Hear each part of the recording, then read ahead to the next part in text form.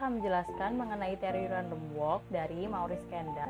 Jadi menurut penelitian ini, harga saham ini tidak dapat diprediksi atau bergerak secara acak mengikuti informasi baru yang diterima. Sedangkan informasi baru yang diterima ini tidak tahu kapan akan diterimanya. Maka dari itu harga saham disebut unpredictable. Selanjutnya adalah the weak efficient market hypothesis. Jadi efisiensi pasar ini ditentukan oleh harga saham dan volume saham di masa lalu. Jadi berdasarkan harga dan volume saham di masa lalu itu dilakukan analisis teknikal untuk menentukan harga saham di masa ini. Jadi apabila harga saham di masa ini meningkat, maka diputuskan untuk membeli saham. Begitu juga sebaliknya, apabila harga saham di masa ini menurun, maka diputuskan untuk menjual saham. Semi-strong efficient market hypothesis atau efisiensi pasar berbentuk setengah kuat karena investor dalam pengambilan keputusan jual beli saham menggunakan data harga masa lalu, volume masa lalu, dan informasi yang dipublikasikan. Lalu ada the strong efficient market hypothesis. Efisiensi pasar ini berbentuk kuat. Kenapa kok dikatakan kuat?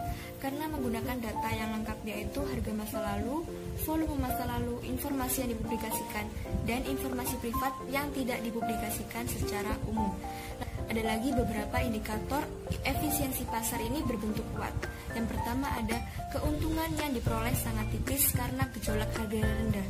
Lalu ada harga pasar yang mendekati intrinsik perusahaan dan pasar bereaksi cepat terhadap informasi baru lain. Ada bentuk efisiensi pasar, di mana di sini ada hubungan antara bentuk efisiensi pasar dan informasi yang digunakan, ada harga, volume masa lalu, informasi publik, dan privat. Selanjutnya yaitu event studies. Di sini saya akan menjelaskan apa sih event studies itu, yaitu pengaruh suatu peristiwa terhadap harga lembar saham yang ada di pasar, di mana pada peristiwa tersebut ini terjadi dan beberapa saat setelah peristiwa terjadi. Nah, peristiwa itu sendiri itu ada yang dapat diduga dan juga ada yang bersifat mendesak dan tidak dapat diduga sebelumnya.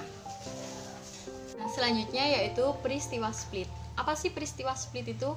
Peristiwa split adalah pemecahan jumlah lembar saham menjadi jumlah lembar yang lebih banyak dengan menggunakan nilai nominal yang lebih rendah per lembar sahamnya secara proporsional. Contohnya yaitu seperti manajemen perusahaan itu sedang merencanakan untuk melakukan tindakan seperti saham yang akan diusulkan di dalam rapat RUPS. Nah, selanjutnya hasil dari RUPS ini akan diumumkan secara resmi melalui surat pemberitahuan atau surat kabar melalui manajemen perusahaan kepada pihak Bapepam dan Bursa Efek, misalnya pada tanggal 13 Desember 2014. Nah, contohnya ada pada grafik berikut ini. Pada grafik tersebut menunjukkan reaksi pasar terhadap pengumuman hasil RUPS adalah positif karena para investor menilai saham perusahaan tersebut sangat menguntungkan dengan memberikan return sebesar 20% per sahamnya, yaitu suatu tingkat return yang jauh di atas bunga deposito sebesar 7%. Nah, pada grafik di atas ini posisi 0 adalah tanggal pengumuman dari hasil RUPS tersebut, yaitu pada tanggal 13 Desember 2014. Nah, pada posisi plus 5 ini berarti 5 hari setelah tanggal pengumuman. Sedangkan posisi minus 5 ini berarti 5 hari sebelum hasil pengumuman. Dan begitu seterusnya pada posisi angka lainnya.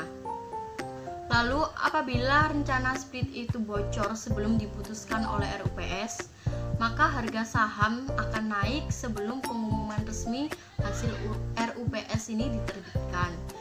Dan kebocoran informasi tersebut ini berasal dari orang dalam, contohnya seperti direksi, komisaris, pemegang saham, dan lainnya. Nah, dari kenaikan harga saham tersebut itu tercermin dalam kumulatif return yang selalu meningkat dari hari ke hari pada saat 1 tahun. Ini adalah peristiwa right issue. Right issue adalah hak yang diberikan kepada investor lama ataupun investor yang sudah masuk perusahaan yang diprioritaskan untuk mendapatkan saham baru sebelum ditawarkan kepada investor baru.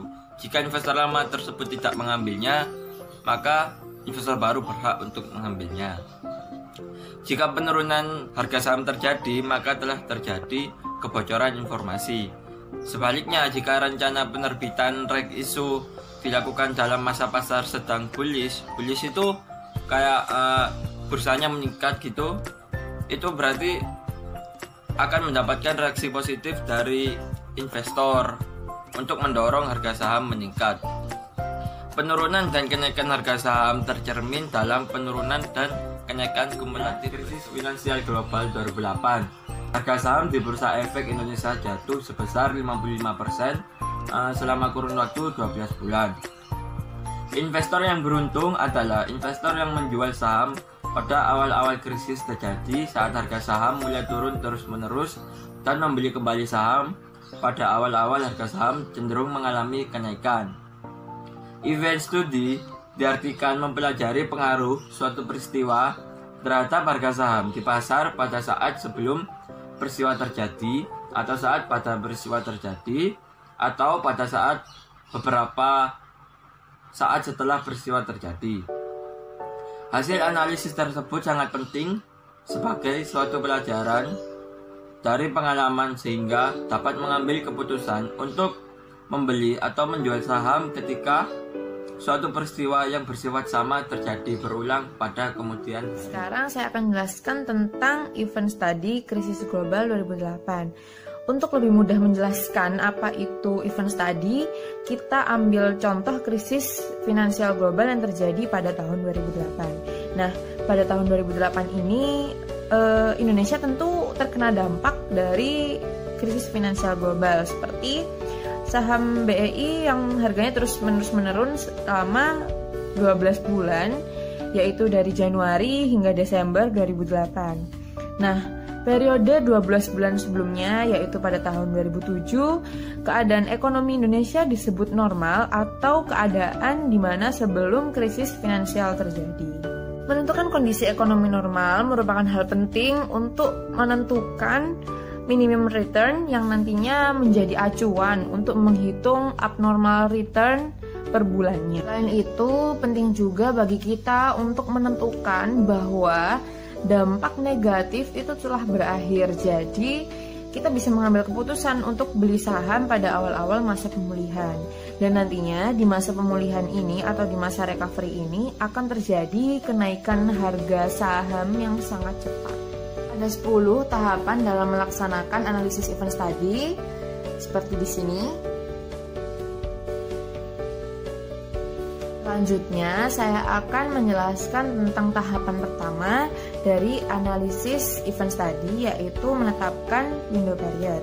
Nah, dalam menganalisis dampak dari suatu peristiwa yang terjadi kepada harga saham, kita harus tahu di mana letak abnormal return-nya. Apakah sebelum peristiwa terjadi atau setelah peristiwa terjadi? Nah, hal inilah yang biasa disebut dengan window period.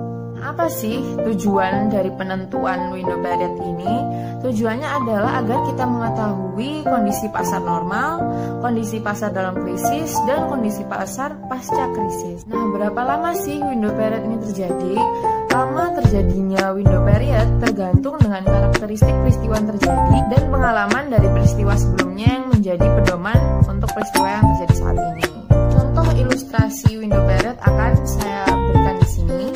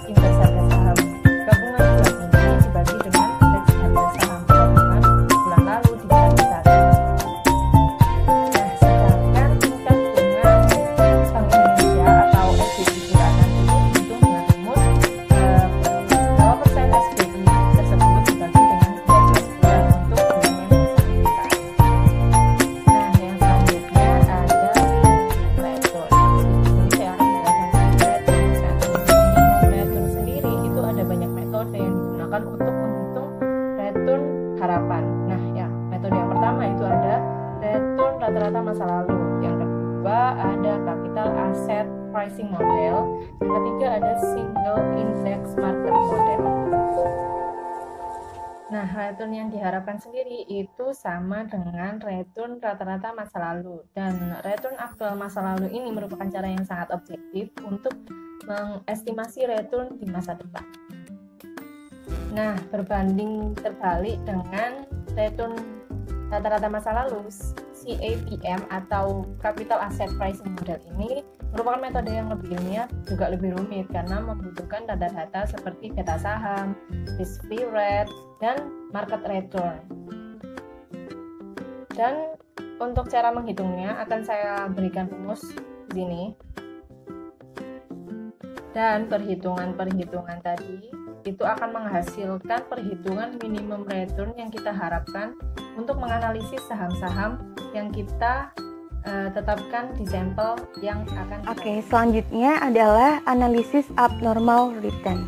Jadi, analisis abnormal return adalah selisih antara return atau tingkat keuntungan yang sebenarnya dengan tingkat keuntungan yang diharapkan.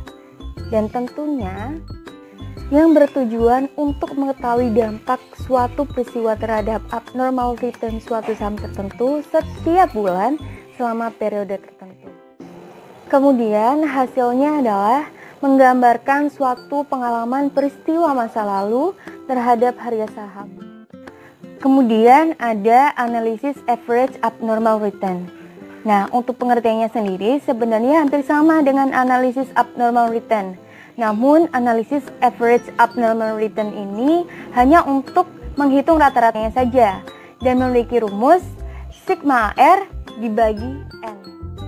Nah, untuk analisis average abnormal return ini ada beberapa tujuan. Yang pertama, untuk mengetahui abnormal return rata-rata setiap bulan dan pada bulan apa dampak tertinggi dan terendah terjadi.